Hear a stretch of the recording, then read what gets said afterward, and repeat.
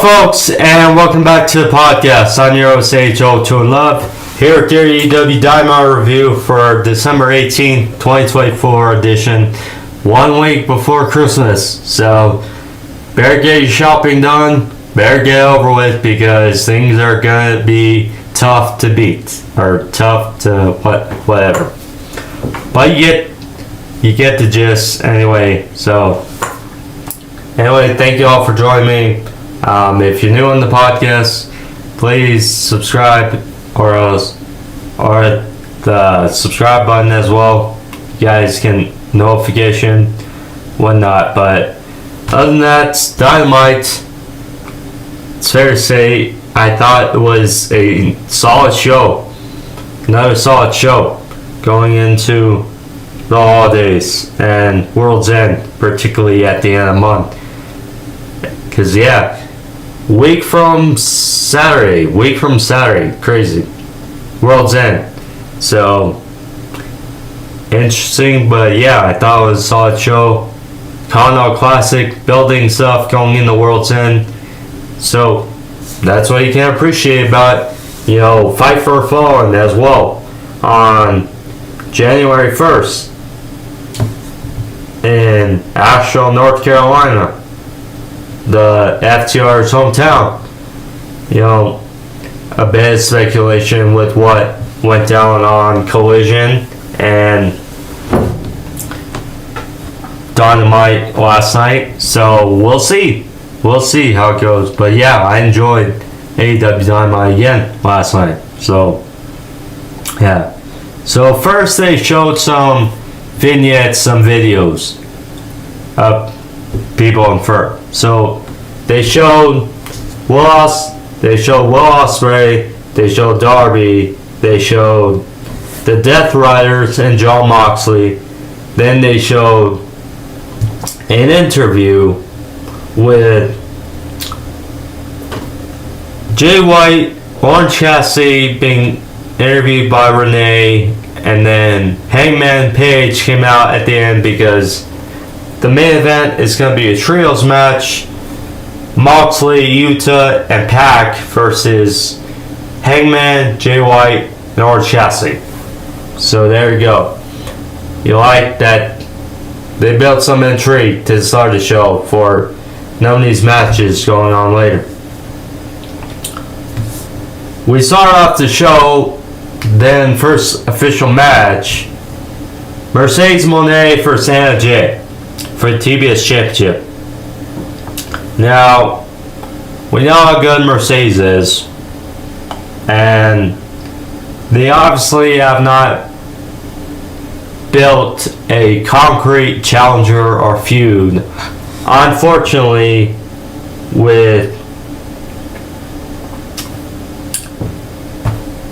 for Mercedes Moné or Mariah May.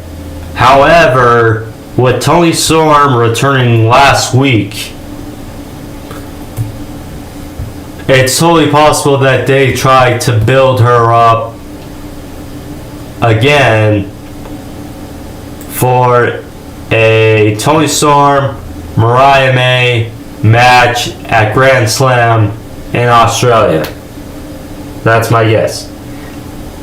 But we're going to get Mariah May, Thunder Rosa at World's End, which will be a hell of a match, but it's unfortunate because Thunder Rosa should definitely get more backing behind her, a former Women's World Champion. And yes, she was in the crowd last week, but other than that, not really much. Anywho, so this match was good. A solid match. It's good to see Anna Jay show improvement. I mean, it's kind of felt like she's been in this, milk class of she's not a she's not built as a champion,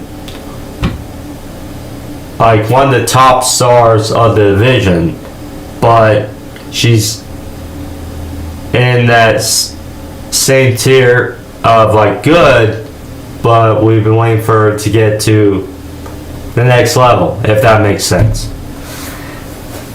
But this was a solid match between her and Mercedes. It's good to see. But we knew Mercedes was going to win. You know, she won with Bank Statement 1, 2, 3, or Monet Maker, excuse me, on AJ for the 1, 2, 3. That was unique. They showed Chris Statlander watching the match. So we know how fun and good that match was with Mercedes at Full Gear. And we, like I just mentioned, Mercedes has not really had a concrete feud yet. And a feud like this with Statlander would certainly build more stock for, certainly for AEW, make her run look better.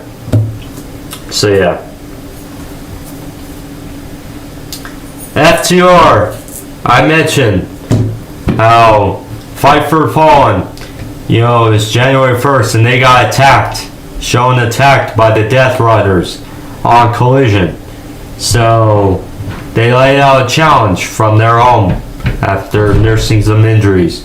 And they were perplexed, but they had a challenge for January 1st. Now the question is, we know how close FTR and Adam Copeland are, and we have not seen Adam Copeland, unfortunately, since Double or Nothing, when he had that spot coming off the steel cage against Malachi Black in that great barbed wire steel cage match. But yeah, since he got injured, so we'll see. It's been a number of months in between, so we'll see. It would certainly be interesting to see him back. Definitely. MJF, this felt hilarious. Hilarious. Even though he's trying to be the heel, this, yeah, was hilarious. So MJF was out there in his, you know, get up and whatnot. And anyway, so he talked about a fundraiser. So he faked cried, and, you know,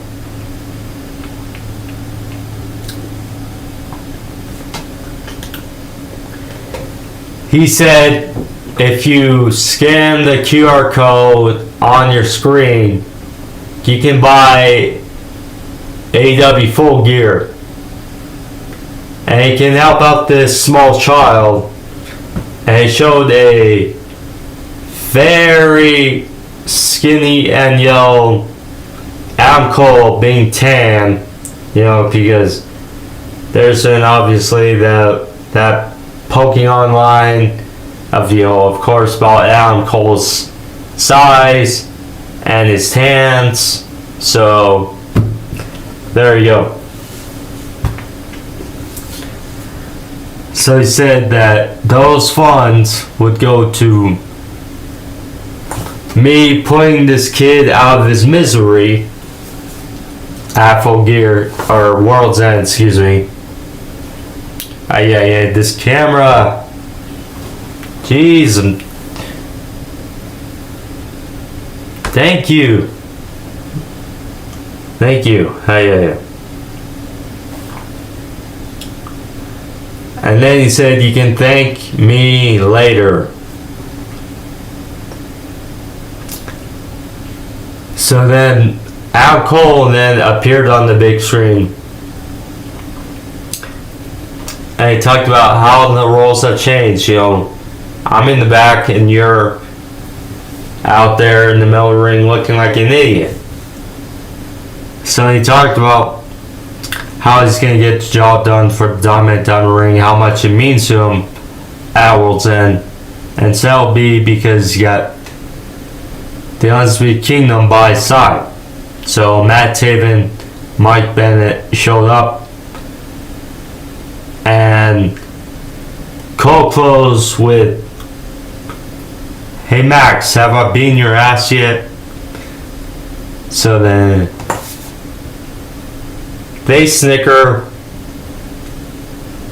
They go off the big screen, and then shows MJF in the middle of the ring, and he's confused or baffled. But then you see Adam Cole right behind him, pounds for an attack, and then he attacked MJF from behind, or either way, and then he delivered a big super kick, and then was going for Panama Sunrise, but MJF dodged it, scurried out of the ring, and there was that. So, I understand if people are upset about this story and whatnot, but I'm still very intrigued and can't wait for the match, MJF and Adam Cole, because it'll be a hell of a match come World's End. Now, where do both guys go from here? We'll see.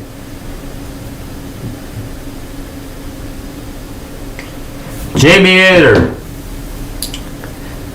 So, speaking of returns, we also saw the return of one Julia Hart on Collision, as after Jamie Hayter lost in her match with Willow Nightingale, as we saw will be going to Wrestle Dynasty, part of winning that main tournament. And we've seen Julia Hart's cryptic vignettes, or cryptic videos, interrupt Jamie Hayter a bunch the last few weeks, playing mind games. Well, she finally returned. Julia Hart, good to see her back, and she planted Hayter on Collision with a hammerlock DT, and there's that. So Jamie Hayter responded with a little promo backstage, saying, "Well, next time I see you, I'm going to drop you on your head and give you a heavy dose of Haterade." So there you go. Jamie Hayter for Julia Hart. This is probably their way of trying, because Julia Hart was TBS champion. So I guess in their mind, they're trying to use Jamie Hayter to build up Julia to eventually perhaps be invited for the Women's World Championship.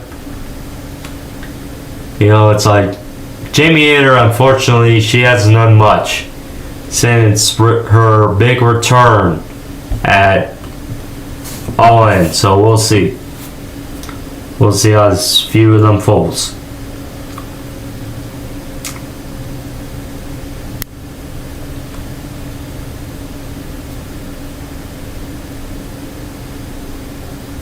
Kenny Omega, we saw a little Kenny Omega video, simply hype up video, because probably means, well, Kenny Omega is going to have a return match versus Gabe Kidd of New Japan Pro Wrestling at Wrestle Dynasty on January 5th in Japan. So that only means that, and this video kind of incentivizes it, that Kenny Omega is closer to a return on Dynamite. So that's what you love to see. We missed the cleaner. He's been gone for a year. Well, wrestling, it's like he did come back, a couple months ago to provide an update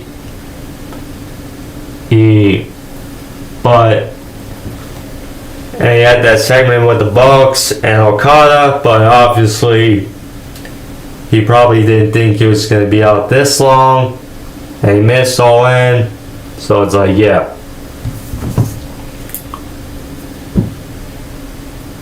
But yeah, it'll be good to see Kenny Omega certainly back on AEW TV. Christian Cage and Nick Wayne versus Hook and Shibata. Been obviously progressing this feud with the Patriarchy and Hook, but we knew the right outcome.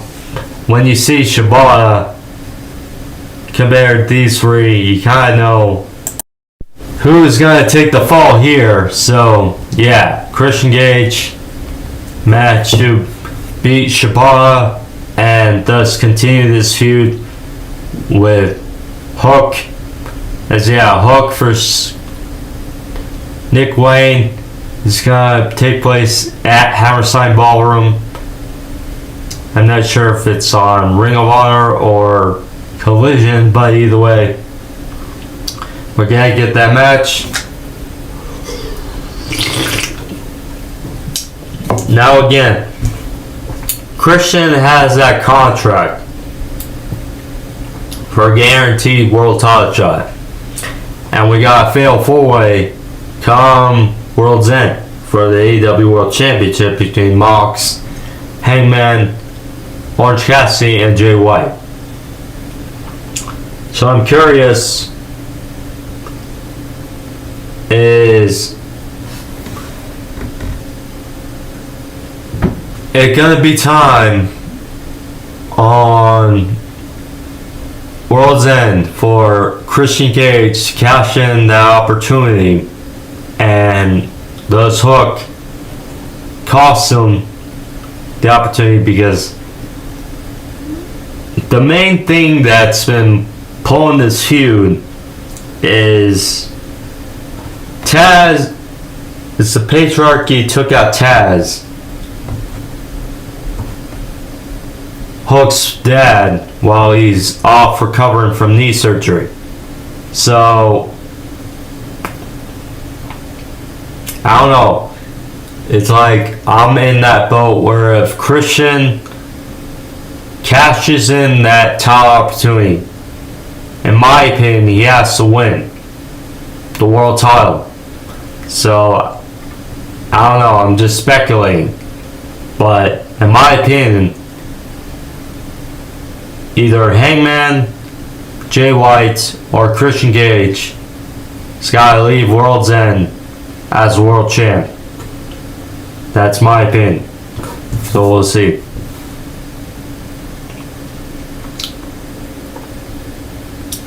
Ricochet. He was introduced. We've seen obviously a bit of a change with Ricochet the last few weeks. In demeanor and stuff. So Ricochet, he was out there, he was dressed up, and he was talking with Tony Schiavone, and because obviously Ricochet has 6 points in the Gold League, and he's set to face Will Ospreay on Collision on Saturday. So he's asked about things in the Continental Classic, and he brought up the Hurt Syndicate, and then who comes out? Bobby Lashley, MVP and company, with the Hurt Syndicate and Sean Benjamin. So we know obviously that MVP gave one of his cards to Ricochet, and Ricochet said last week to Renee he holds all the cards right before he beat Brody King. And we know with this demeanor and just, it's possible, it was a possibility for Ricochet to join the Hurt Syndicate. So it's like they're out there all together, but MVP and company doesn't seem in too much of a joyful mood. So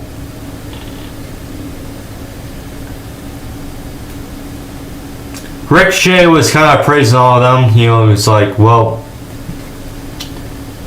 you know, do you see what I did? You know,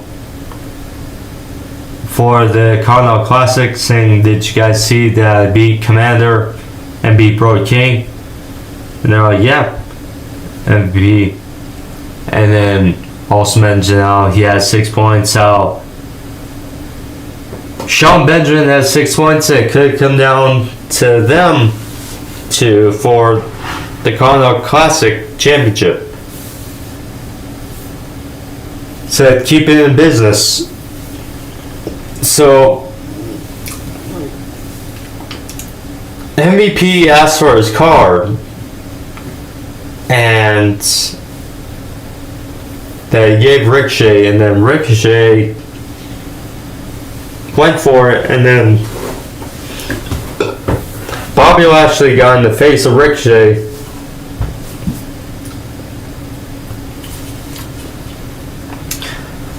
Looked like he was about to choke him, and then MVP took his card they gave Ricochet, tore it up, said the offer's been rescinded, and that no one likes a kiss ass. So there you go. So then they let go of Ricochet, and then they just let him go. He left the ring, and he left after being pumped by the Hurt Syndicate.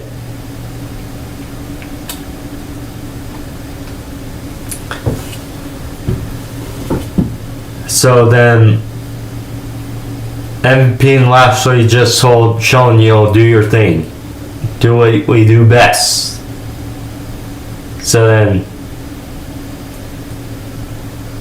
MVP went to the commentary table while Sean got ready for his match for Beast Mortals in the Bluey. Obviously knew he was going to win, but it's so cool to see Sean. So getting a, you know, T-bone suplex, big thrust kick, you know, nonetheless 1, 2, 3 on Mortals, got the win. So Sean Benjamin is going to have an interesting weekend as in the Continental Classic, because next week, or this weekend, so on Saturday, he faced Daniel Garcia, the TNT champion, in the Bluey. And then on Sunday, which will be premiered on next week, Christmas night, Sean Benjamin will go one-on-one with Okada. And we shall see. In all likelihood, the winner will face, I would say, Kyle Fletcher in the semifinals at World's End. That's my guess. But it was interesting. So afterwards, they put a beat down more on Mortals, and then MVP said, Daniel Garcia, this what awaits you on Saturday. So Daniel Garcia came out, said it would be stupid of him to go in the ring, you know, with the odds. But he says, I don't care, because people here are probably looking for a fight. So then all of a sudden we hear Mark Briscoe's music hit, and he said to aid Daniel Garcia for a fight in the ring, and of course with the odds became too much for Garcia and Briscoe, So there you go. Now what was also interesting is Sean Benjamin grabbed the TNT title. Grabbed it and held it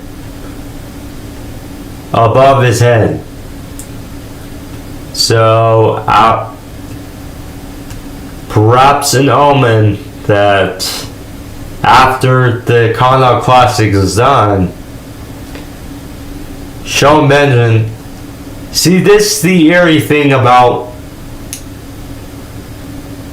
having a champion in one of these tournaments is like, well, try to find them a new challenger, basically in the sense, well, but you put them at risk to lose. One of your champions to lose again. And it's like Garcia already lost to Briscoe. So it's like, now we'll see. Yeah, we'll see.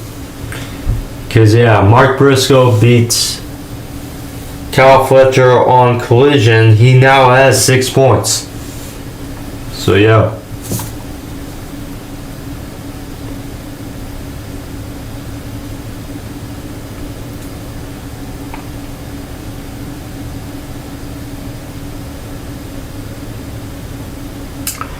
Ricochet, he was backstage and with Renee. Asked about what happened. So he's supposed to not think about that. Said his mind, his attention is out for Will Ospreay and the Continental Classic. Talking about, well,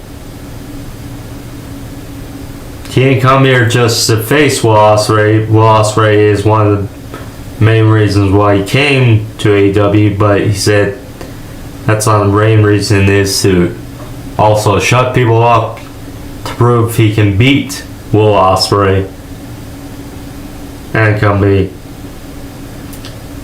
And he's been getting over this unique laugh, or been trying to. So then we see him turn around and there is Swerve.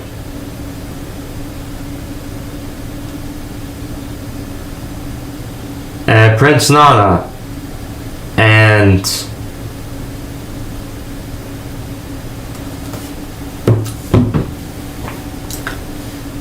then Swerve and Ricochet, because of course former combatants are know each other well from Lucha Underground and WWE. Yeah. Interesting to see him.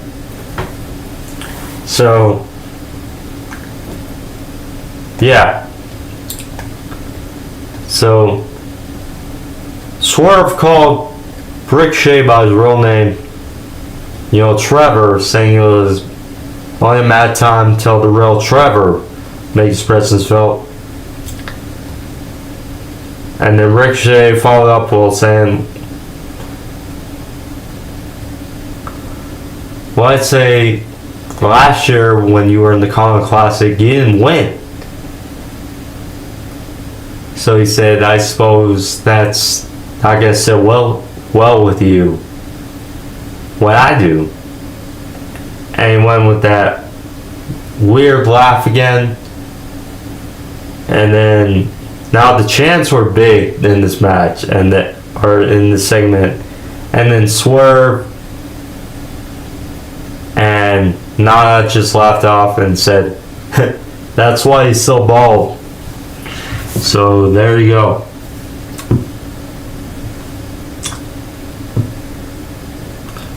RJ City and Tony Storm. So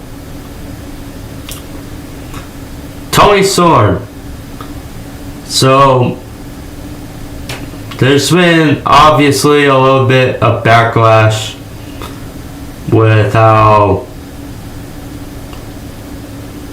it's like, okay, Tony Storm, she returned last week on Dynamite, and then her return match was on Rampage, and then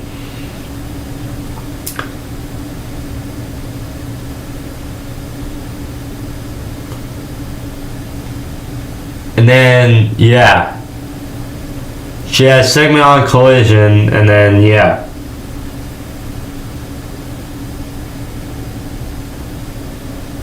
It just nitpicking, but yeah. Anyway.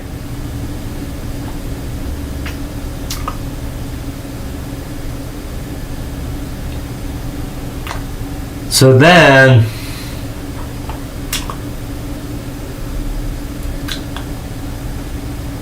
basically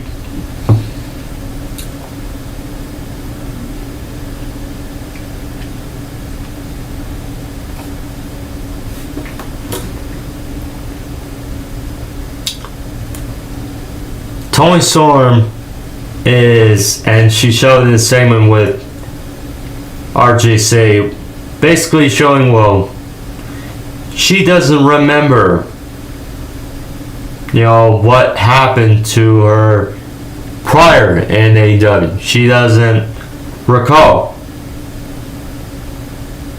So it's like she played off the timeless Toni Storm. She really played up like this is her first time in AEW. So it's like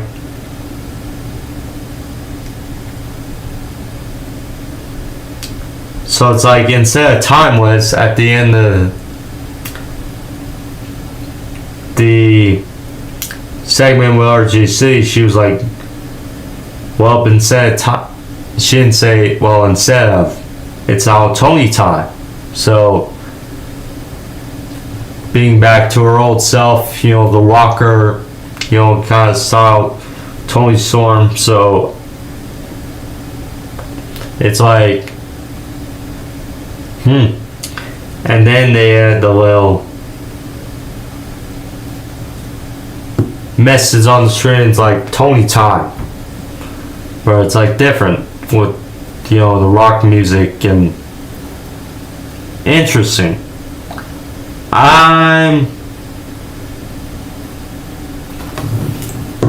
It's like, again, we'll see, because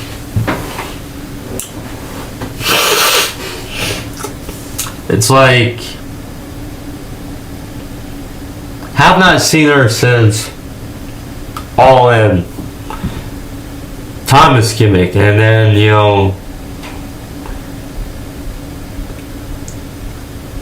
I get it, because the Thomas gimmick has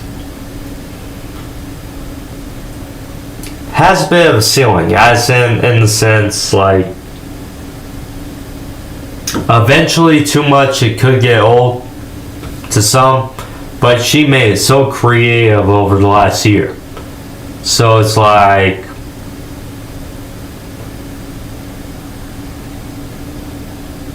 you wonder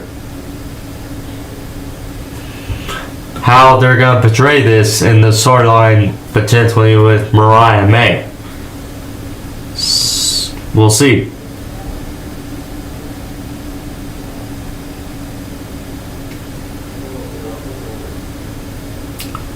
Will Ospreay versus Darby Allin.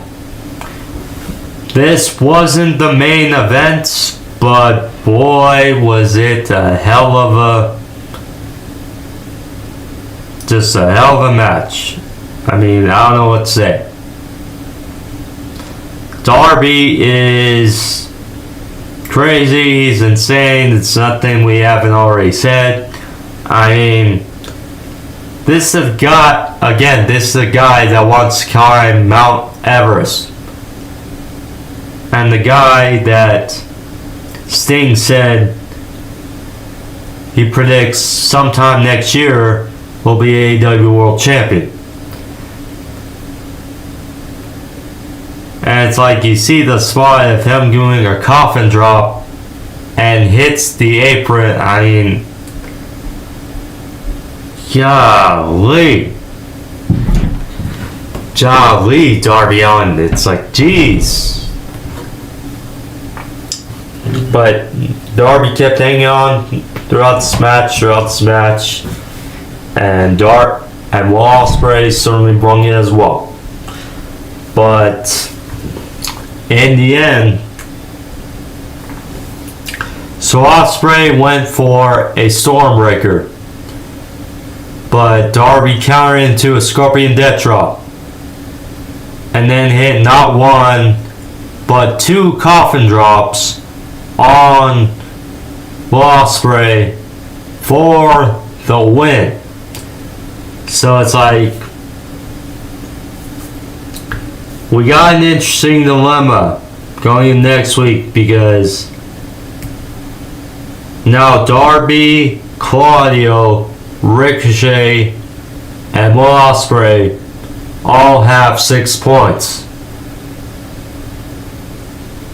So it's like, we'll see. We'll see, but it's going to be a fun week of the Continental Classic, because again, the semifinals and the finals are going to be at World's End. So interesting to note.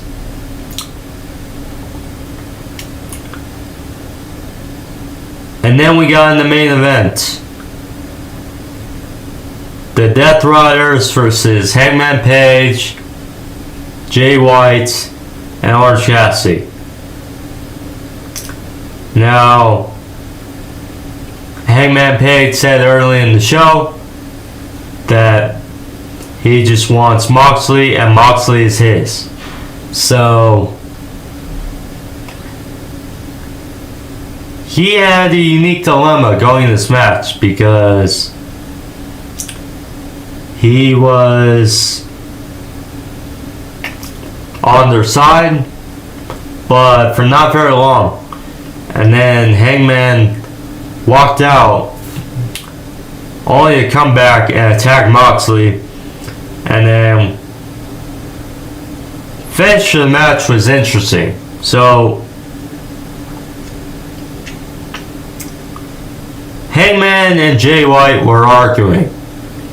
You know, it's like Hangman was, you know, just not too pleased with this match. You know, it's like there was one spot where he's aiming to hit Mox with a buckshot lariat, but then Orange intervened with a orange punch. So it's like, match was off for them in a sense. So the end of the match came when it was chaos, and Hangman and Jay White were arguing, all for Jon Moxley to roll up Orange Cassidy from behind and pin him for the 1, 2, 3, and the Death Riders get out of dodge with the victory.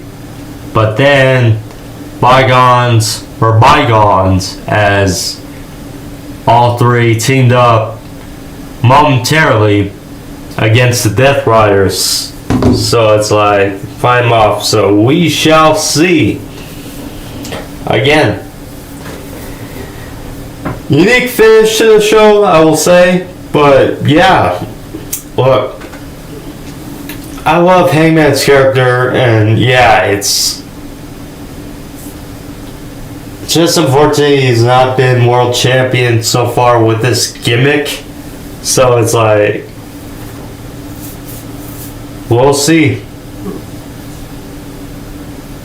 But yeah, like I said, to me, I mean, Moxley would work in the sense of, is there going to be anyone else coming to aid the Death Riders? But yeah, in my opinion, either Hangman, Jay White, or Christian Cage are going to walk out World's End as AEW World Champion. Well, we shall see how it goes in Orlando. But as for now, guys, that's a review. But I hope you guys enjoyed, folks. And I'll see you next time. Adios. If you guys want to subscribe, and if you haven't already, please do. Notification bell. And if you guys like this video, again, leave a like, thumbs up. See you guys next time. Adios and peace.